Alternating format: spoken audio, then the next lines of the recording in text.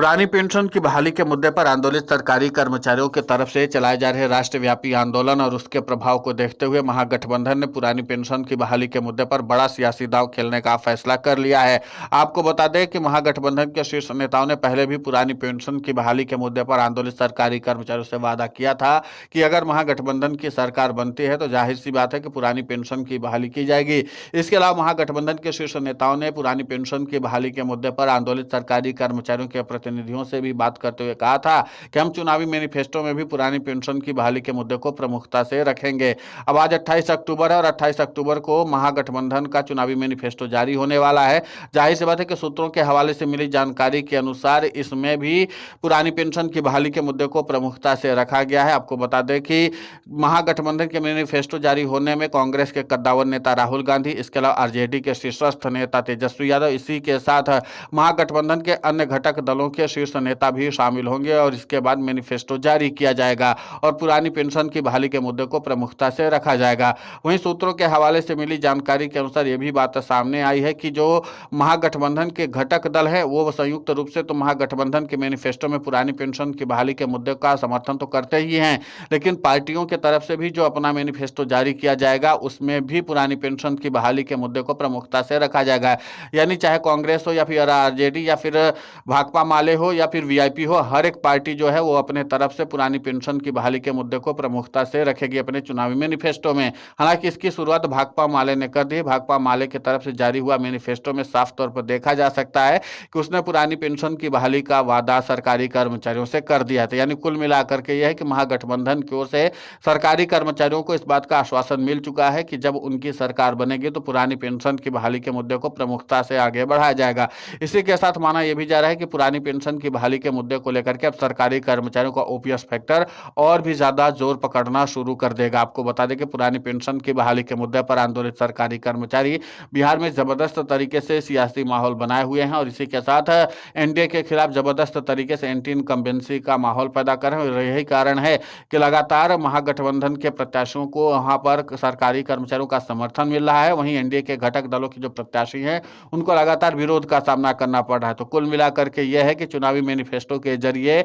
महागठबंधन सरकारी कर्मचारियों को साधने की कवायद में जुट चुका है और इस बार पुरानी पेंशन की बहाली के मुद्दे पर आंदोलित सरकारी कर्मचारी एनडी चोटी का दम लगाए हुए हैं और किसी भी हाल में बिहार में सत्ता परिवर्तन करते हुए एनडीए की सरकार को जड़ से उखाड़ फेंकना चाहते हैं। और इसलिए पुरानी पेंशन की बहाली के मुद्दे को लेकर के सरकारी कर्मचारी हो या महागठबंधन के शीर्ष नेता वो लगातार प्रयास करते हुए नजर आ रहे हैं। हालांकि अभी तक महागठबंधन के शीर्ष नेताओं की ओर से पुरानी पेंशन की बहाली के मुद्दे को लेकर के कोई बात नहीं कही गई है, लेकिन माना यही जा रहा है कि जब आज चुनावी मैनिफेस्टो जारी हो जाएगा उसके बाद जो चुनावी रैली होंगी उसमें संयुक्त रूप से महागठबंधन के जो नेता होंगे वो पुरानी पेंशन की बहाली का वादा सरकारी कर्मचारियों से करेंगे। इसी के साथ महागठबंधन के जो नेता होंगे वो अलग अलग चुनावी रैली में भी पुरानी पेंशन की बहाली के मुद्दे को उठाएंगे। आपको बता दें कि पुरानी पेंशन की बहाली के मुद्दे को लेकर के पहले से भी विपक्षी दलों के नेता जो है संवेदनशील रहे हैं। कई बार देश की संसद में भी पुरानी पेंशन की बहाली के मुद्दे को उठा चुके हैं। खुद अगर आरजेडी की बात करें तो आरजेडी के विधायकों ने भी विधानसभा में यानी कि बिहार के विधानसभा में पुरानी पेंशन की बहाली के मुद्दे को पुरजोर तरीके से उठाया था और उसी के साथ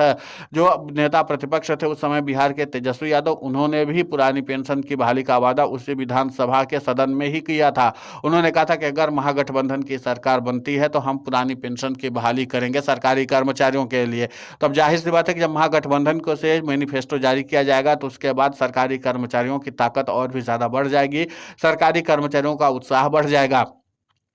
सूत्रों के हवाले से मिली जानकारी के अनुसार यह भी बात सामने आई है कि महागठबंधन ने पुरानी पेंशन की बहाली के मुद्दे को लेकर के कई बार मंथन चिंतन किया है और शीर्ष पुरानी पेंशन की बहाली के मुद्दे पर आंदोलित सरकारी कर्मचारियों के प्रतिनिधियों से भी बात की थी और उनकी मांगों को गहनता से समझने की कोशिश करने के बाद ही पूरी तरीके से पुरानी पेंशन की बहाली के मुद्दे पर खुद को आश्वस्त किया है और पुरानी पेंशन को चुनावी मैनिफेस्टो में रखने का आश्वासन न सिर्फ दिया है बल्कि उसको रखा भी। अब देखना महत्वपूर्ण होगा कि जिस तरीके से पुरानी पेंशन की बहाली के के मुद्दे को लेकर के महागठबंधन ने अपनी संवेदनशीलता दिखाई है और इस बार सरकारी कर्मचारियों के साथ सामंजस्य स्थापित करने की कोशिश की है। तो क्या बिहार के सरकारी कर्मचारी इस बार बिहार में सत्ता परिवर्तन करने के लिए एक्स फैक्टर साबित होते हैं? वहीं राजनीतिक विश्लेषक ये मानते हैं कि अगर महागठबंधन की ओर से पुरानी पेंशन की बहाली के मुद्दे को प्रमुखता से रखा गया, जिस तरीके से भाकपा माले ने भी पुरानी पेंशन की बहाली का वादा सरकारी कर्मचारियों से किया है, तो ठीक उसी तर्ज पर अगर आरजेडी, कांग्रेस और वीआईपी भी कर देती है, तो फिर जाहिर सी बात है कि पुरानी पेंशन की बहाली के मुद्दे को लेकर के सरकारी कर्मचारियों का जो अपना सियासी समीकरण है, उसके सिनेरियो को भी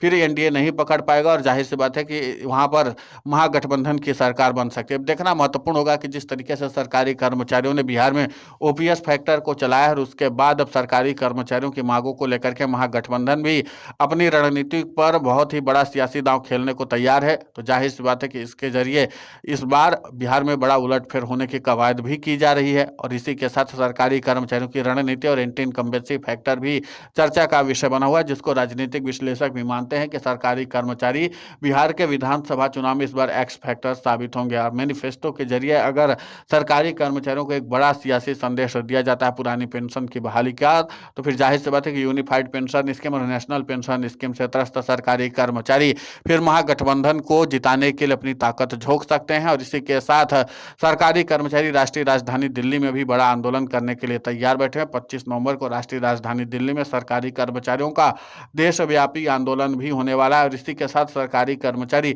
यूनिफाइड पेंशन स्कीम का पुरजोर तरीके से विरोध भी कर रहे हैं और उसका बहिष्कार भी कर रहे हैं। तो माना यही जा रहा है कि 30 नवंबर तक सरकारी कर्मचारियों के पास डबल खुशखबरी आने वाली है और प्रधानमंत्री नरेंद्र मोदी को डबल झटका लगने वाला। पहला यह कि अगर महागठबंधन की सरकार बन जाती है तो भी प्रधानमंत्री नरेंद्र मोदी को डबल झटका लग जाएगा। और दूसरा झटका है कि अगर प्रधानमंत्री नरेंद्र मोदी को वहां पर हार का सामना करना पड़ता है, यानी कि बिहार में, और उसके बाद जिस तरीके से यूनिफाइड पेंशन स्कीम लगातार फ्लॉप साबित हुई है और अगर प्रधानमंत्री नरेंद्र मोदी को मजबूरी में ही सही लेकिन 30 नवंबर तक में अगर यूनिफाइड पेंशन स्कीम वापस लेना पड़ जाएगा तो सरकारी कर्मचारियों की दोहरी जीत होगी। वहीं पर प्रधानमंत्री नरेंद्र मोदी को दोहरा झटका लगेगा। अब देखना महत्वपूर्ण होगा कि सरकारी कर्मचारियों को ओपीएस फैक्टर इस बार क्या गुल खिलाता है, लेकिन इतना तय माना जा रहा है कि बिहार में अगर सरकारी कर्मचारी ओपीएस फैक्टर के जरिए अपने सियासी समीकरण को सेट करते हुए सत्ता परिवर्तन कर देते हैं तो फिर जाहिर सी बात है कि कई अन्य बड़े राज्यों में भी पुरानी पेंशन की बहाली के मुद्दे का जादू चल पड़ेगा और उसके बाद सरकारी कर्मचारी ओपीएस फैक्टर के जरिए सत्ता परिवर्तन करके पुरानी पेंशन की बहाली करवाएंगे। तो माना यही जा रहा है कि सरकारी कर्मचारियों की पुरानी पेंशन को लेकर के सरकारी कर्मचारियों में जो उत्साह देखने को मिला वो चुनावी मैनिफेस्टो आने के बाद और भी ज्यादा देखने को मिलेगा। फिलहाल इस पूरे घटनाक्रम को लेकर के आपकी प्रतिक्रिया बहुत महत्वपूर्ण होती है, आप हमें कमेंट करके जरूर बताएं। साथ ही पुरानी पेंशन की बहाली के मुद्दे पर हम लगातार आंदोलित होकर के खबरें चला रहे हैं। आप हमारे समर्थन के लिए चैनल को सब्सक्राइब करें, खबर को ज्यादा से ज्यादा शेयर करें ताकि पुरानी पेंशन की बहाली का मुद्दा और बुलंद हो।